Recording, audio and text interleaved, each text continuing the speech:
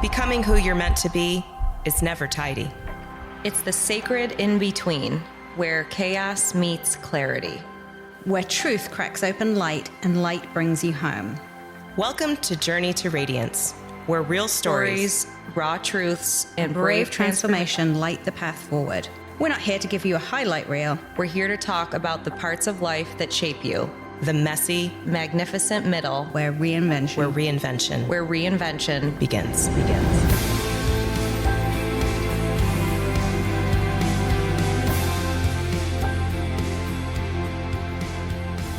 Welcome to our Radiance tribe. You've joined us for Journey to Radiance. Real stories, raw truths, and brave transformation. I'm Melissa. Hi, Melissa. Hi, Alana. Good morning. I'm Alana. Excited to chat today. Me too. I'm Joe. Hi, Joe. Welcome. So today we're talking about what helps us stand without losing ourselves, with trust and vulnerability, and the courage to stay open. So this is about radical vulnerability and real trust. Not trust with a lowercase t, the big T trust. The kind that lets us be seen even when it feels risky. So in context setting, this could be an act of building trust with others in a group dynamic or relational dynamic, or building trust with yourself. An example I'll give you, there was a young woman who's part of our Radiance tribe, and she messaged me asking a really poignant question, how do you learn to trust yourself again? Especially after you've made a mistake or you made a decision that might not have been in your best interests. And so one word comes to mind for me personally, and that's authenticity. So we're going to talk a lot about authenticity today. And as always, we have today's question. So are you ready for today's question? Oh, yeah. Big one. Today's question is, can you identify a time where you chose vulnerability over armor and you overcame past behaviors of self-abandonment? Oof. Can you say it one more time? I will. I would love to. So I can soak it in. Today's question, can you identify a time where you chose vulnerability over armor and you overcame past behaviors of self-abandonment? Yeah. It's a good one. It's a meaty one. So I feel like in the context of the person who is learning to trust herself again, that armor might look like taking on a different persona or becoming like others, or emulating and people pleasing, emulating what you think others want for your life. And so my personal experience is the opposite of that. It is, I'm going to turn into what feels most true to me. And usually my navigation for that is what makes me feel really nervous, what gives me like the cold shake sweats, like, oh, this is really uncomfortable. It's the barometer for me is the discomfort. How about for you, Joe? Yes, that gut feeling again of just, do I stay or do I go? Fight or flight, and making the decision to be authentic, be true to yourself, and do what feels right for you. Yeah. It's tough. It is tough. It is really tough. Alana, how about you? Yeah, I wrote down this line. I say it in a couple different ways in some of my talks, but when we talk about authenticity and self-trust, I wrote, I don't want to be the woman people approve of. I want to be the woman I approve of.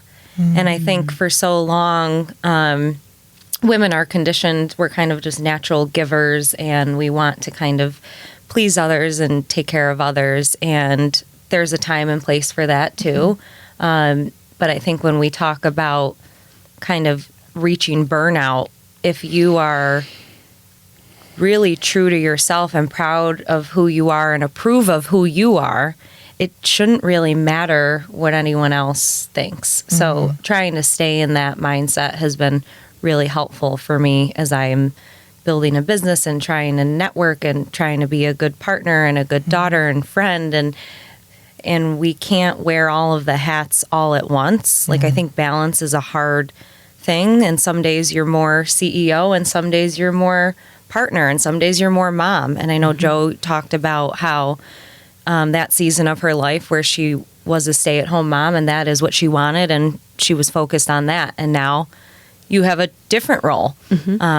So yeah, it's like being proud of who you are and approving of who you are and not looking for that in other people. I think in that dynamic too, one of the things that's really an important growth point for me is starting to recognize my responsibility. So it's one thing to know your identity, know yourself, please yourself.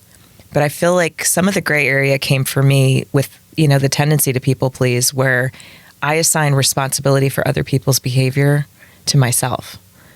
Like, what am I responsible for in this situation, right? Yes. And because, so if I, for example, I'm in a conversation that I have to deliver, this actually happened in my real life. So in my leadership capacity, working with a teammate who I have poured a lot of I've invested a lot of time and energy to build this person as a leader. And I had to give really, really tough feedback. And I was hesitant to do it because, number one, I felt like the gravity of the message I was really concerned about this person's ability to receive that feedback. And, in that instance, I took responsibility for his reaction. And I took responsibility for his journey and his part of the relationship. And because of that, I found myself really avoiding the conversation. And avoiding conversation then became avoiding him and not making eye contact. And it was less about this individual as it was about my own internal turmoil. And I had a dear friend who actually said to me that we are not responsible for other people's behaviors. They're responsible for that themselves. And we're not responsible for someone's fragility. So even if I have a tough message to deliver and that person struggles with the feedback, that's not my responsibility. Oh my God. That is huge because I don't know if I told you guys, but I had gone to Al-Anon, which is for partners or children of alcoholics. And I went to a meeting when I was still married to my ex-husband. And that was the one thing that I took from it. And that one of their rules, essentially, or principles, is every person is his or her own responsibility. And it was like the simplest sentence that I just was like, oh, I don't have to take this all on. Like, I'm liberated from that. And that just made me think of it because that was a huge eye-opener, and how quickly you forget that throughout the day too, right? Right. We always want to save people. Right. We want to save people as little as careful, there's traffic on 490, like, don't go that way. We always want to interject and help people. And sometimes it's like, it's and even in that dynamic of wanting to help people, when I took responsibility for this person's role and the role that he plays in the relationship, I actually deprived him of his own journey, right? I deprived him of the importance of the truth that he needed to hear for his own personal and professional development. And I feel like in that way I was blocking his blessings, in the sense of like, you need to hear this information. And if I put myself in your shoes, I want to receive that level of feedback. I want to know so I can grow, because that's my desire and intention as a human being. And so I'm happy to say I did have that critical conversation. I could tell you my voice was shaking. I can tell you that my palms were sweaty and I felt like I might just pass out from my overwhelm. And what's also remarkable to me is because I'm in a leadership role, people think that leaders don't feel that way, right? Like the humanity, because you ascend to a certain role within an organization in a leadership capacity, like, oh, like, you're like, you've arrived. Like you don't have those issues. Don't get nervous. Oh, come on, please. Yeah. So for me that day, like what was like my strong ground was me staying rooted in integrity, and even when my comfort crumbled, right? Like there was no easy way to do it. And I think that's the other thing too, is I don't know why, but I felt compelled to like take the easy way. Yeah. I was attracted to if I don't deliver the message, maybe we could just muddle along and we could just figure this out, or maybe someone else will give them the message. Maybe it doesn't need to be me. I don't need to be the messenger. So I don't know. Can either of you relate to that, having those types of conversations and like the struggle that you go through getting to the point of courage to do it? Oh God, yes. Yes. So the thing that I'm feeling the most is so many times in my life, I have not told someone how they made me feel because I'll be okay. I know I feel that, and it's a sting or it's an ouch or it's a wow, really? But I'm okay. I'll be okay. So I'm not going to burden you with what you've made me feel. And I have so many times in my life held back and not said, you know what you did or what you said made me feel. I've carried it because I'll be okay. I know I'll be okay, and protected their fragility or their feelings at the cost of my own and my own sanity, right? And my own growth and my own everything. And I'm sitting here reeling like, oh my God, I've got to go deliver some packages to some people because I've carried some. I am guilty. Hi, I'm Joe, and I am guilty of. Well, we just had this conversation in the car, and what I said to you was, you're like, well, you know, I took it this way. Should I have taken it that way? And I said, well, your experience, your feelings are your reality, right? So you don't have to necessarily, his intent, this person's intent in the conversation, or this whoever it is irrelevant. How it made you feel is what's most important in that, right? And to be authentic to that feeling and the expression of that feeling and the consequence of those words, that person needs to hear that feedback. And deserves to. Right. Right? That's the part I'm really guilty of, because if I don't say, hey, what you said made me feel, they don't have the opportunity to say, not what I meant at all, right? Because my perception is my reality, but maybe it's not their reality or what they really meant by that. Yeah. And they deserve the opportunity to say that, because we would want that opportunity. If I say something that hurts someone, I would want the opportunity to say, absolutely not my intention. Let's talk this through. Yeah. So yes, I am 100% guilty. And in most cases in my past, I'm getting better, I think. I have held back because I did not want to burden that person or hurt that person, because I think I'm okay and I can carry what they did to me or what they made me feel. And so guilty, so guilty. Well, and I can imagine if you think of your life as deposits and debits, right? If we're a bank and every positive thing that someone does deposits into you, and every time someone does something, it's a debit, right? And looking at the totality of your experience, in that example, Joe, it's like you're nothing but debits. You're just you're giving everything away to other people, exactly, and you're not retaining anything of that for you, right? So talk about burnout, like that.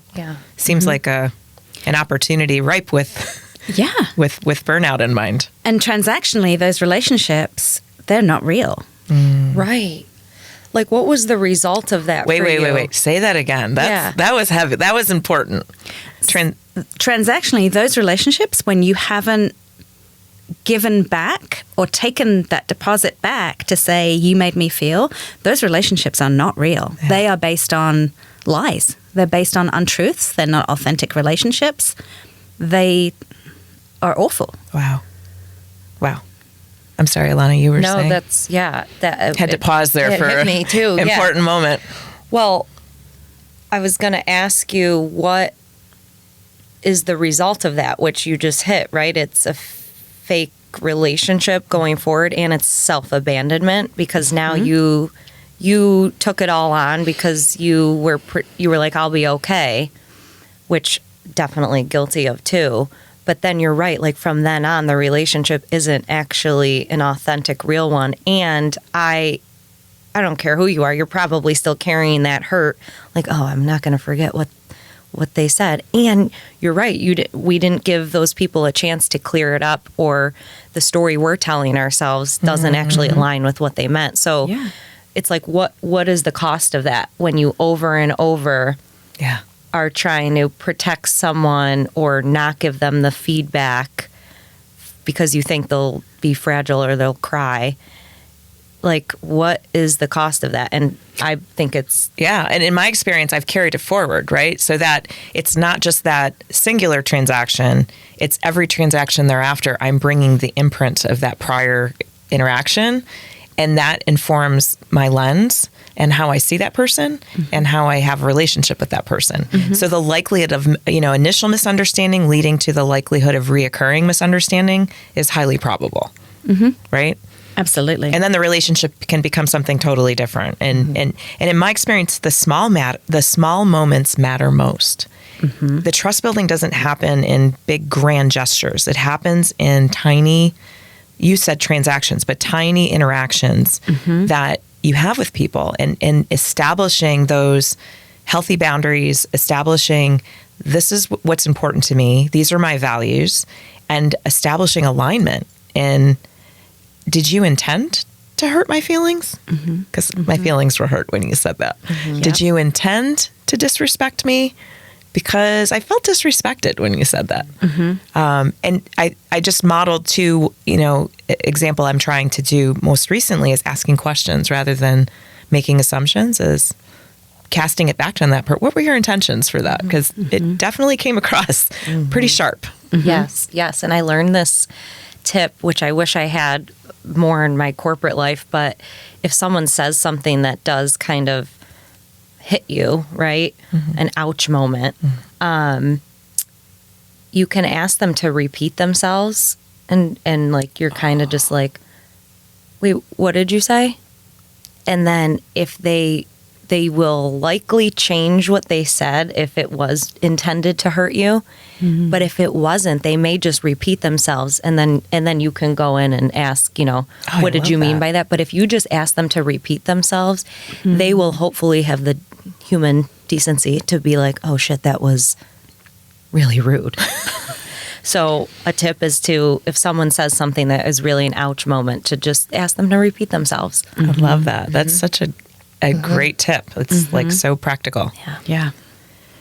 So I'm going to go back to the question. Can you identify a time you chose vulnerability over armor and you overcame past behaviors of self-abandonment? Do you guys have any experiences you'd like to share with our tribe? Vulnerability over armor. Yeah, and armor could be, like you said, pretending it didn't have impact. That's armor. It's armor for you, and it's actually armor protecting someone else, right? Oh, for sure. But yeah, that's kind of one example I would say with armor.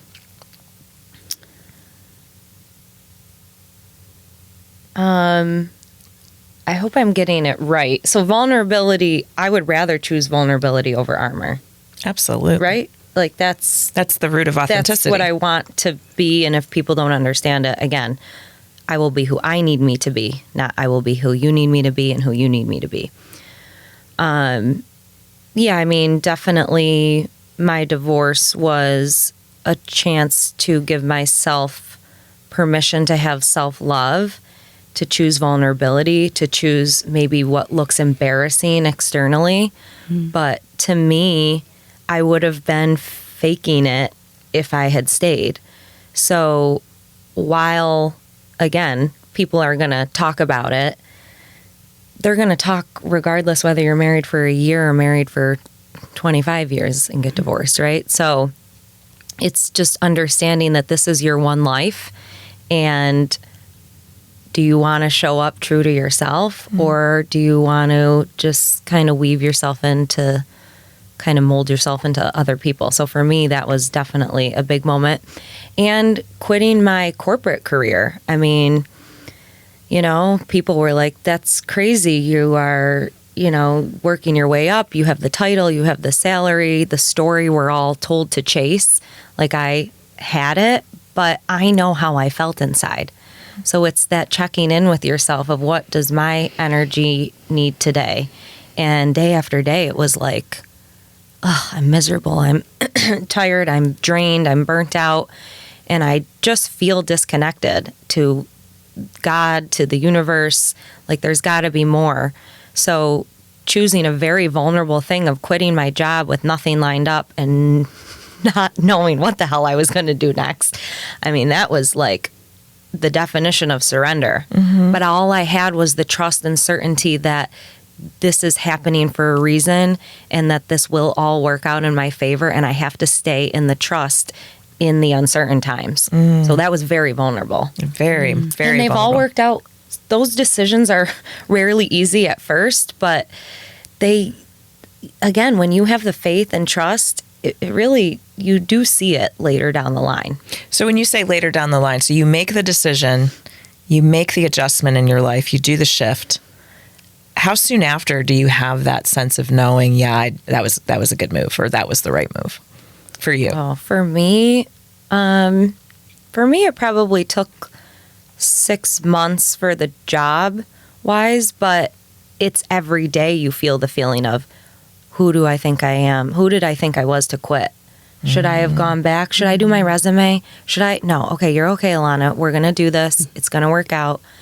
Stay the course, meditate, be open. But yeah, throughout the day, you probably, I had multiple different thoughts of like, Yeah. That's such an important point, because I feel like people feel like the right decision doesn't come with all of that turmoil, doesn't come with all of those questions and that uneasiness. And so that's a really important point, is you make a hard decision. That's not the end of the work. The work is just beginning. The right decisions are rarely easy at first. Do not expect it to feel right away. Yeah. That doesn't mean, that's a different confusion of anxiety feeling versus like the intuition feeling. Yeah. Yeah. So, and the questioning too, like the self-doubt, the questioning, and grounding yourself. Like I love you just took us through kind of your internal dialogue a little bit there. Like, you're okay, Alana. It's going to be okay. Interrupt those self-sabotaging thoughts, those negative, repetitive thought patterns, and catch them. And they teach that you should really call it out. Like, as silly as it sounds, you can be like, oh, that was my saboteur, the self-sabotaging. And you're like, oh my God, that wasn't me. That was my thoughts. That was my saboteur. Thank you. I'll take it from here. That's my inner child coming in. That's not me. And you really do, like, saying it out loud. And they also say to celebrate when you do catch it. Like, oh my God, I just caught it. I caught it. And you literally should celebrate it. And it starts to rewire your neural pathways. Wow. So it's mental fitness, right? It's practicing, interrupting over and over. And then soon there's less and less of those negative thoughts. So that has really helped me, because there's still so much questioning of my career and what's going to happen in my life, right? But I know that those are my thoughts. That's not Alana. Yeah. So I have to double click on something you said here, because in that internal analysis and that processing, you mentioned inner child. And I've personally done inner child work, so I'm familiar with that. But for those in our tribe that are not familiar with the inner child, can you just explain, like, in that dynamic, what is the inner child and how does it process, or how does it reveal itself in that process for you? Yeah, for me, I keep a picture of myself when I was about 6 years old, which was when a traumatic situation with my brother happened to me. And I know the inner child voice because she's the one that comes up. I always picture her like behind me for some reason, but like comes up and like kind of taps me on the shoulder and is like, is that safe what we're doing? Is the world going to fall apart like in a drop of a hat? Because my world did change within a minute. And her voice is very nervous and she wants to be safe and protected. And the adult Alana is spontaneous and more adventurous and taking risks and courageous. So I have to tell her, like, you're okay. Like, come with me. You can hold my hand and I'll walk you through it. But I need you to be quiet now. And that was a big, she's still there. And I think you have to treat your inner child with compassion and gratefulness, but also lead the way. That's amazing. It's beautiful. So my inner child journey, I learned about this through therapy. And one of the therapy practices was to keep a daily journal and have two sides of the journal. So one side of the page was the inner child voice, and the other side of the page was the grown-up voice, right? Wow. And to process, it was a series of questions, and to see who responded. Was it the inner child that responded? Is it the grown, adult version of me that responded? And I too find that my inner child voice is the one that needs protecting. I similarly had trauma, sexual trauma that I experienced as a young child from the time I was 3 till the time I was 11. But 6-year-old Melissa it's interesting you said 6, because 6-year-old Melissa is who I have the picture of. And so in that exercise, however, I found, yes, there's that sense of the grown-up responsibility is to protect inner Melissa, but it's also to validate her fear and validate her concern, and to provide that protection and that comfort place and I've got this, right? Like, it's not your responsibility to be grown. Inner child Melissa, like little Melissa, 6-year-old Melissa is not responsible for being grown. I've got this, right? I love how you said that. But the other funny thing that occurred through this process, and I encourage anyone to do this. I know it probably sounds a little wonky, like, really, you're going to talk to yourself? But it's amazing because all those voices are in you, and it's to give it identity, to recognize the source of voice, and to be able to explore like the emotions and the feelings that come to the surface through that journey is really beautiful.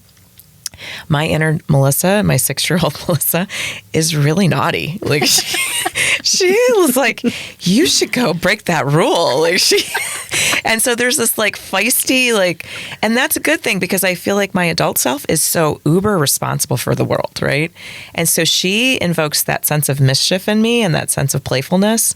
Yes. And I think just in overall, like just to wrap up the inner child adult journey discussion here, unless other people, you guys want to chime in, it's the recognition that all of those things have to coexist in order to be healthy and whole and balanced. Mm-hmm. It's not the either or, it's the yes and. And so for me, that exercise really taught me to honor and respect and hold both of those voices and perspectives. And it helps me be more whole.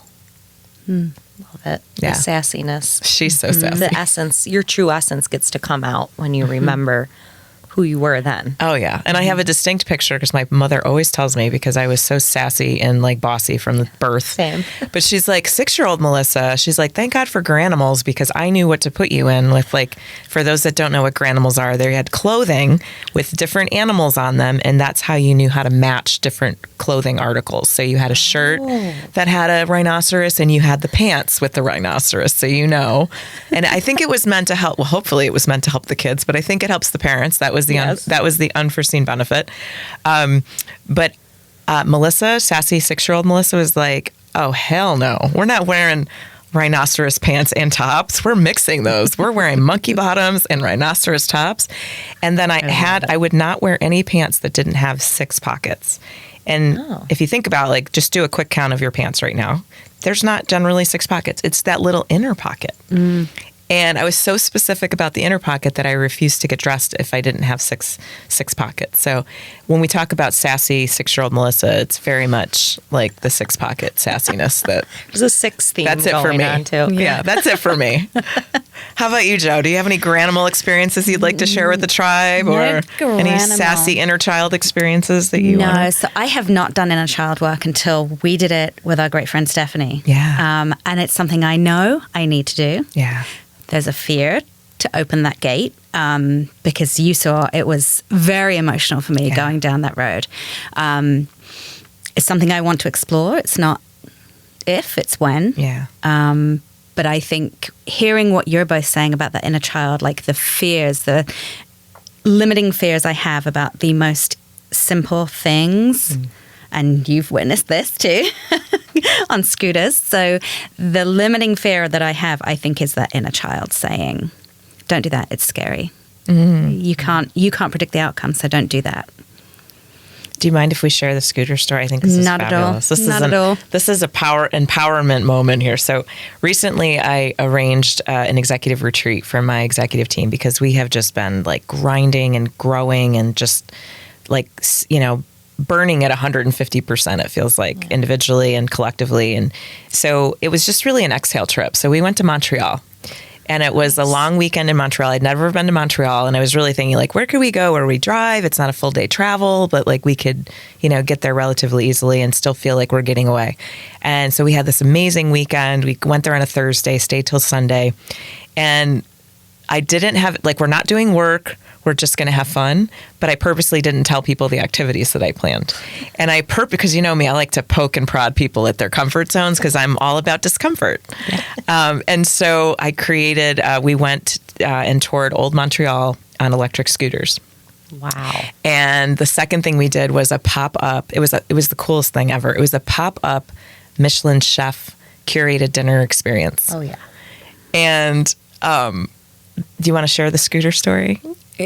So originally I thought it was e-bikes, so Yes. there was a little miscommunication. But Melissa did give us a little insight just maybe less than a week before we were going that we would do this e-bike tour of Montreal.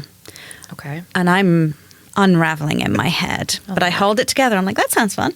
And that weekend, I am sitting with my husband at the kitchen counter, and I'm like, e-bikes. So I have some feelings about this. So I get on my phone and I tell him this afternoon at 3:30, I've rented 2 e-bikes. We're going to e-bike the canal path because I'm going to make an ass of myself when it's just you and me. And he's like, so you're going to practice. She practiced the e-bikes. Okay. The e-bikes. Because I'm like, no, I'm going to pass my fear when it's just me. I'm going to pass my fear where I want to pass my fear. Yeah. So we get to Montreal. We're walking to meet the guy who's going to give us the tour. And his name was Goofy, by the way. Goofy? I just wanted to call it out. He was a stand-up comedian. His name was Goofy, and he was fabulous. But go ahead, Joe. Sorry. So we're at this intersection. He's like, the scooters are already over there. I'm like, what?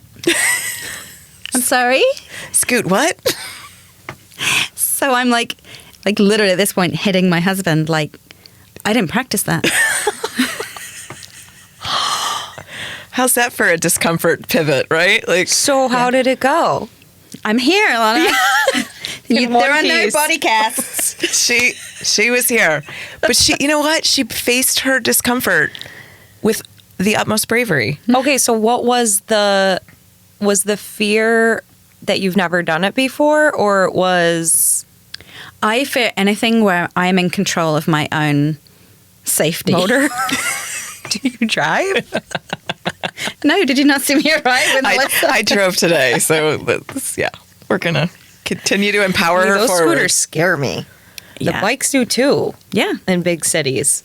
Okay, I've so never- I underestimated the fear Melissa's like, factor. all right, here. everybody. Everyone risk your life. But here's the thing. I was uncomfortable with it too. It wasn't really like, hey, this is something I'm really comfortable with. It was, how do I curate something that would be an experience that you wouldn't necessarily create for yourself, but that we could share collectively and enjoy that first together. And I personally felt, I'm sorry if I put you through trauma for 2 hours of a 2-hour tour, but I felt like, wow, this is so wild. I felt exhilarated by pushing through my discomfort to experience something that I probably would never have chosen for myself other than with the intention of doing this together. And your whole executive team to do it. I mean, Yeah. I'm not sure how many of them have done scooters. Very few. Right? It was, So you all did it together too, which we is did. 17. even better. Yeah. There were 17 there was, people? I think there were 17 people, together. Because we had the spouses and partners join as well. So it was great. And so for the pop-up, I'll just share quickly because that was another point of discomfort, which was hilarious.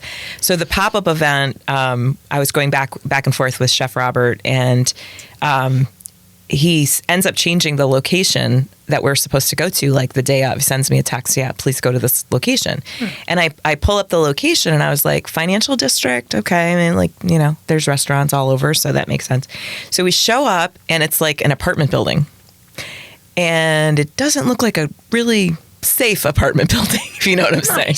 So we pull up and there's this gentleman that's on the street, and we said, he's like, can I help you? And, we're trying to find this thing, and I know exactly where to go. So I'm like half in the building, and he's like, oh no, you don't want to go in there. And so my team's like looking at me like terrorized, like, are we about to die? All of us? So we go up 4 flights of stairs to the 4th floor in this building that's, an older building, kind of run down. And they're looking at me the whole time like, I think we're about to die. And here I am charging forward. Come on, guys, let's go. And we walk into this apartment, and it was actually an artist studio. Was it like gorgeous? It was, well, it wasn't, it was lovely. It was lovely. But what do you really want to say? it wasn't a traditional environment to have set experience of a culinary experience. It was an artist studio. She happens to be an artist that paints with her body, so there was mannequins and things around. So it was non-traditional, but the food was amazing. It was. And he was a chef that only provides foods for cultures that he's spent years of his life immersed within. So he's been to Korea, has spent huge parts of his life in Korea. He's been to Thailand. So this was like cuisine from all over the world. Wow. It was like a 5-course meal. It had pairings with only like local ciders and local beer. It was this beautiful experience where we thought we were going to die.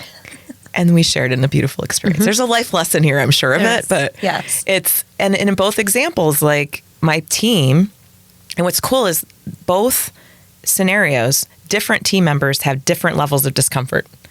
So the people that were super comfortable on the scooters are now freaking out about eating weird food and being in a place, and vice versa, right? Yes. And so it was like the perfect balance. I wish I could say I did this with intention, but perfect balance of discomfort for all, which was really transformative because everybody conquered their personal issues around that. So, and having so much insight with Charlie, I can tell you the scooter, he was perfectly happy, like a kid.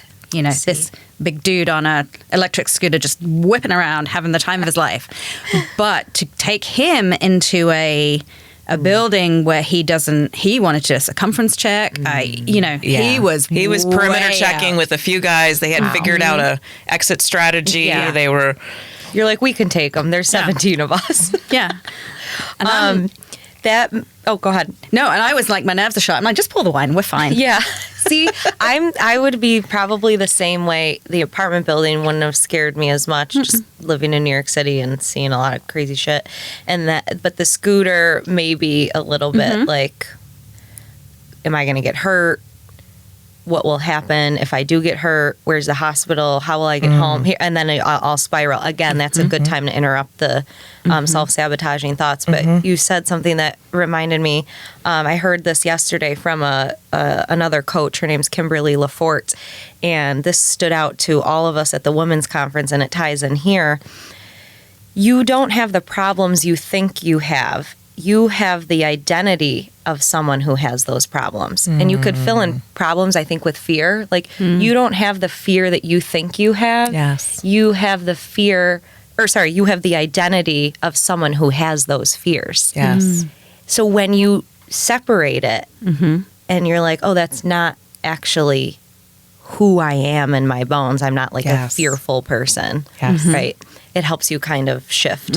So... Well, and I think, just to make it a little bit more in terms of the exploration of self-trust, like bringing this back to the self-trust conversation, some soulful practices to build self-trust. One of the things that I had identified was a boundary check-in, and it's, what do I need to feel safe being open today?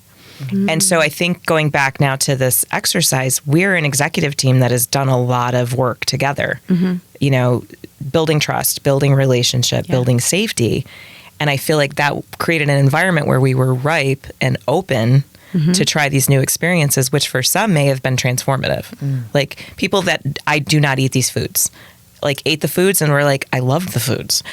My greatest joy was sitting next to this man he's built like a brick shit house. He's a big military dude, and he was so gleeful, like a child. He's like, I have never had a fig before. I have never eaten this before. And this is delicious. I love it. It was amazing. God, I love it. So the fact that he did a boundary check-in, but he also we had done the work as a team, and this could be friends that you have. This could be your family circle. This could be just even within yourself.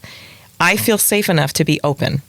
And when we're open, what amazing experiences can come from that, like just being open to receive that. So the boundary check-in is one. Number two is a reliability ritual. And I do this. I don't know if you guys do this, but it's keep one small promise to yourself that honors you every day. So for me, it's I spend an hour meditating every morning, and I go for a 30-minute walk every morning. I get up at 4 a.m. to do such thing, but that is a reliability ritual. That is my commitment to myself. And it's a newer practice. This is something that I went through a really difficult, professionally stressful time where I felt like I burned out. I was done. Like, I think I've maybe talked about this in a past episode, but like hit the wall, left the country, went and sat on a beach chair for a week, like staring at the ocean because I couldn't put words together. And so for me, it's like, this is a non-negotiable now. This is my reliability ritual to just be honoring to myself and make sure that I'm continuing to hold my ground and be clear on who I am. Do you guys have reliability rituals? I think I do in my workouts, but I need to, again, put myself first every time. And I've said this about working out so many times. It's a thing I do that makes me feel good about me. I know it's good for my body. I know it is also conquering one of my fears, which is of becoming old and becoming unable. And so it's my commitment to myself, but I've said 1,000 times, if you said to me, hey, can we meet at the gym at 4 a.m., I would never let you down. But at 4 a.m., if I'm tired or when I get home from work, if I just want to relax, I let myself down. And that, I'm working on it. I'm working on it to push through it. And I've given myself no more than 2 days off. But yeah, it's holding that commitment to yourself, because surrounding and all the other things suddenly become more important. It's the one thing you can be like, well, if I don't do it, no one else will get hurt, right? Yeah. Because it won't impact anyone else. But if I don't do that, I've not gone and had drinks with friends, or I've not done something that impacts someone else. So it's, but me, because I'll be okay, right? Just to circle that. There she goes. Yeah, There she goes, debiting again.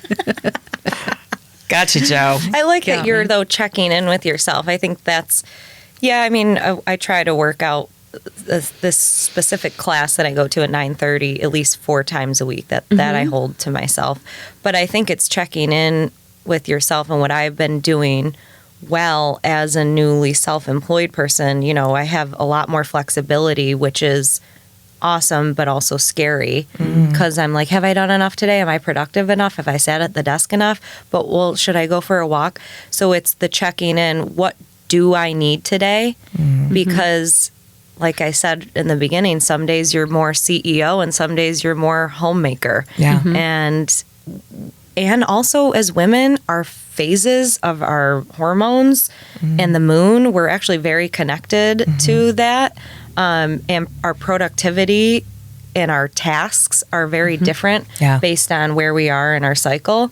So I'm starting to try to get more in line with that and understand, where do I need to be creative and maybe more meditate and, slow movement versus like crossing stuff off the list and scoring. I love that. I love that you've baked the flexibility into that, because it's a really important point. Because in my example, it's a ritual in order for it, and probably because it's a newer practice, in order for it to become a habit, I'm very keen on doing the same things in the same ways every day.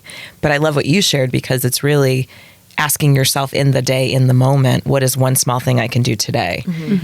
So the ritual can vary. The ritual can be flexible. And I love, Joe, also your point is baking the tolerance in there, right? Like, I don't have to do it every day, that I'm giving myself grace, recognizing my body may need a rest, or my spirit may need a rest, or something else may become a greater priority, but that you're not dishonoring yourself by completely abandoning like the practice altogether. And sometimes there's priorities that come up, like if, friends say, hey, do you want to get drinks? That's more soul fulfilling and beneficial than the workout will be. Yes. But that's not always the case, Yes. Well, and I'll give you an example too. Like, my girlfriend reached out, wanted to connect, and she's someone, like, I cherish her, like someone who's newer in my life, but just had that soulful connection, and we feed each other's souls, but we're both very busy, so it's very difficult. Like, I joke that we're Oprah and Gayle King, and I'm Gayle King in this dynamic, trust me. But she reached out, and I was like, but I was thinking in my head, I have to do my walk. Like, that's going to interfere. So I said, hey, how about we meet for a walk? So we went, and then it was like the weather turned crappy. So I'm like, let's go walk at the mall. So we went like senior citizens and mall walked on Saturday morning, just the two of us. And we processed like deep shit. Like, we walked for an hour. We walked, I feel like 3.5 miles. Wow. And we caught up. We like solved each other's problems. Like I'm pretty sure we solved world peace was like on the list, but like, so just the ability to combine those things and be able to, we'll grab a drink after you come to the gym and work out with me, you know, ways that we can be more creative on making sure that we're honoring both sides because they're both equally important, I think. Yeah. And the physical activity of walking or moving your body while getting to talk to a friend or a coach or a therapist, whatever, is so much beneficial because you're actually like moving the stagnant energy out of your body while you talk through it. Yeah. There's also some walking meditations available that you can listen to. Awesome. And obviously your eyes are open, but you're still in a meditative state. So now I'm trying to think in my professional life, how do I translate that to, if we're going to have a meeting, we're going to walk. Oh, definitely. I love that. I mean, obviously, maybe not in the winter in Rochester, but. Why not? Well, and you're right. Why not? Bundle up, bitches. Bundle up, bitches. I love it. Yeah, that's sleet in my hair. So what? Yeah. Moving on. One-on-ones outside. I love that. That's fantastic. So the third thing is, we're talking again, 3 soulful practices for self-trust. The third thing I just documented here was an integrity audit. So, and this may go back to, like you said, where does my body feel? Like, I feel like this is an internal body check thing, but it's also noticing where your actions whisper a different truth than your words and then gently realign. So again, notice where your actions whisper a different truth than your words. So if you say something or you do something and you feel this sense of knowing, like, that is not honoring me. That is not how I want to show up. That doesn't map to my values. It's having grace in the moment. Like I'm going to be graceful with myself, and I made a mistake and I can make a mistake. And I love the word gentle, a gentle realignment. And it's just recognizing the next time that happens, I'm going to do it differently. Or I might go back and revisit the conversation with someone and say, hey, I don't love how I showed up. You know, maybe I didn't think through and I said that cruel thing twice. You know, in self-reflection after, I want to revisit that with you because I don't love how I showed up. How about, does that resonate with you guys? Have you done that before? I don't think I have, but I think there's value. Yeah. Definitely. Yeah. Like I'm trying to think if there's been a time where I've been like, oh, yeah, let's go back and think that through. And you've been on the other side of it in your earlier example, right? Like if Melissa had an ouch moment with you and you just didn't say anything, right? And then she came back and said, oh my God, I think that came out wrong. It's almost like you can mend the relationship right there, right? And then you move forward in a real, authentic way versus distancing yourself because you never had the courage to go say, you know what, I'm messed up. Yeah.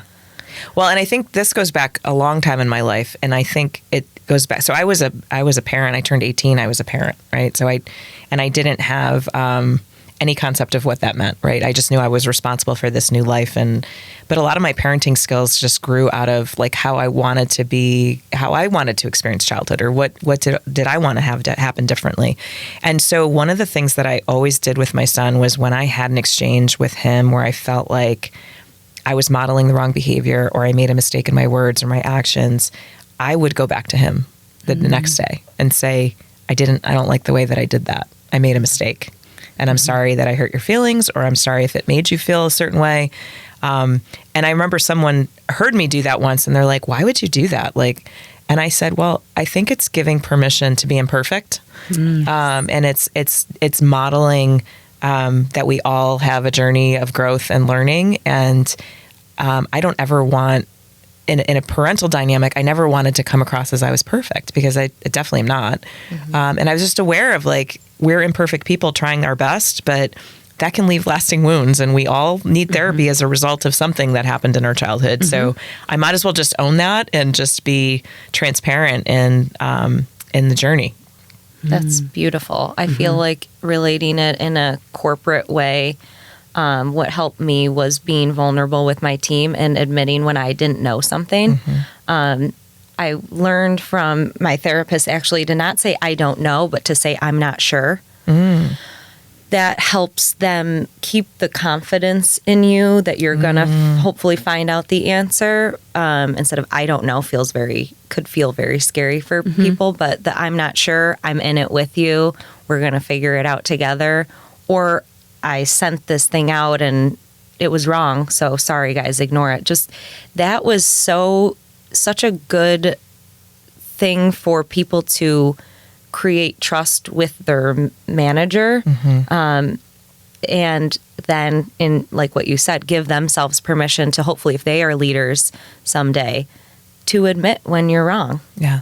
That's okay. So I love that, because that manager dynamic with a direct report is so important in terms of modeling healthy relationships and like growth and leadership development.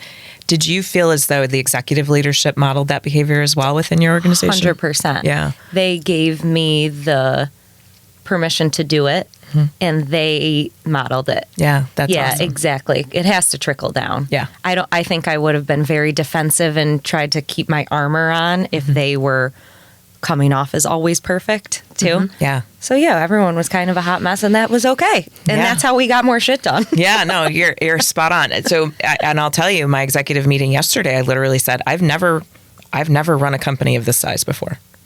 And I've never worked with a group of leaders that, and you're all in leadership roles and you've never served at this level before. So we're imperfect people trying to do really exceptional things, and we're going to figure it out. I love how you said that, figure it out, because I think that was kind of the message.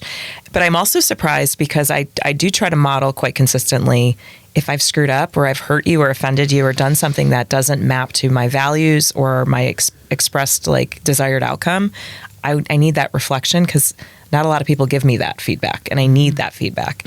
And one of my team members was like, I'm still trying to like exercise that, because I still feel like I'm going to get in trouble when I share truth. And that's based on their past work experience, not based on our experience. And so I'm often finding that we as a company, we inherit a lot of past work trauma.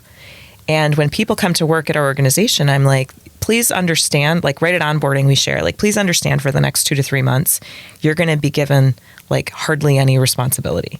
We're going to let you just exhale, get to know us, immerse yourself in our culture. But most importantly, you're going to need to shed off all of that baggage that you're bringing from those past relationships and past experiences, because we're going to bury that together. Like you don't need to carry that forward. It's not going to serve you well here. Oh, that's great. And it's unnerving for people, and it's a process. And I'm often amazed at how many people, men in particular, who become very emotional in the discussion of their past work traumas. So there are a lot of people that are like the walking wounded. And I'm so disheartened that employers do not take a more responsible approach in understanding the impact that they have on shaping humans. Like, the whole human. Right. See the whole human. It's just astonishing to me. So I'm so relieved to hear that your executive leadership did model that, because I feel like based on the people that come to us, I'm shocked at the numbers of people that have such traumatic backgrounds. And traumatic backgrounds from life too. You know, obviously that programming is carried in.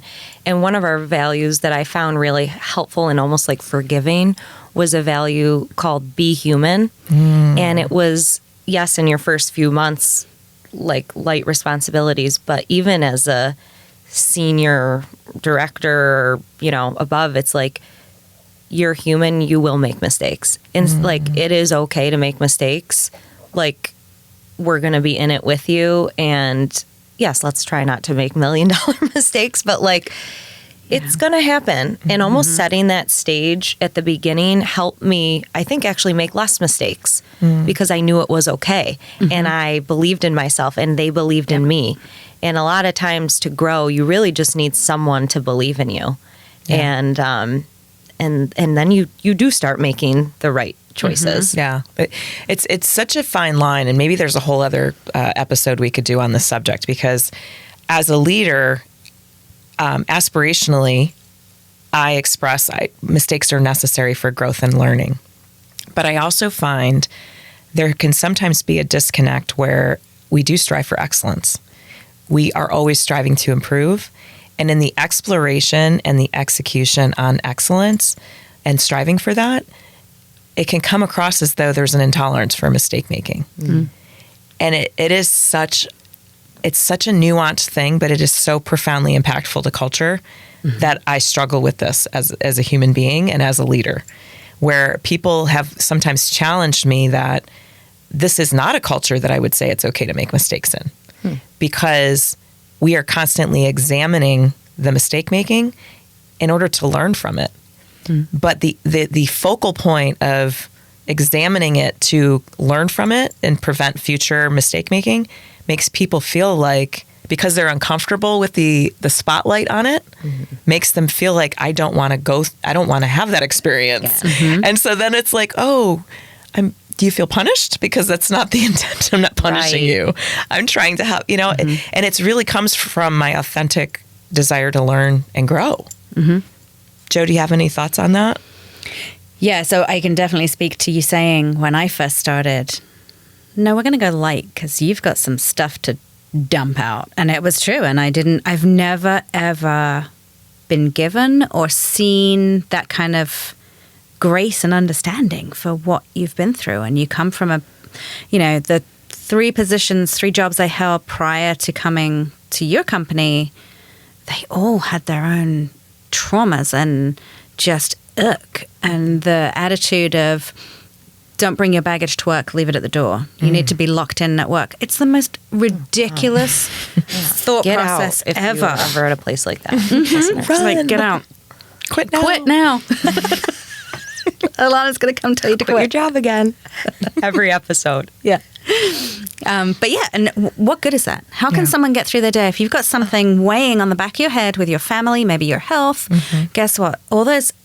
Any way you need to contact is open during business hours. So, but I've got to leave that at the door, work perfectly, not make mistakes, and then pick it up when all the doctor's offices, lawyers' offices are closed at 5 p.m. Like how? Any person in a leadership role or a cultural role that says leave your shit at the door is delusional.